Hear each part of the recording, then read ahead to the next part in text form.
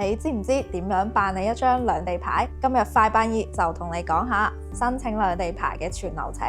第一步係車輛指標申請，登錄廣東省公安廳官網提交申請，選擇你嘅車輛類型、指標類型、投資類型同埋通行口岸，以及提交你嘅兩地公司資料、車輛信息同埋司機信息。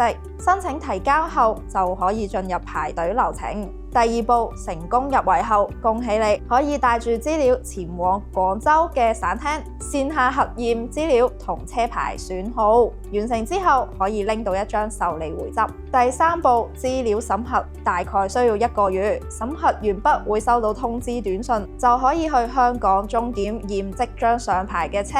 喺呢度可以順便辦理車輛保險。第四步驗車完成之後，可以憑回執領取批文卡同行駛證。第五步前往香港運輸處領取車輛禁區紙，全稱係封閉道路通行許可證。第六步喺皇崗海關驗車場上車牌，以及裝電子車卡，即係大家所謂嘅上牌裝卡。最後一步完成深圳海關以及邊檢嘅備案，就可以通車上路啦。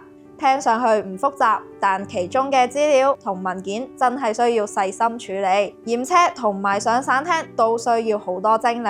想知自己有冇達到申請門檻，可以揾快辦二，我哋同你一齊申請兩地牌。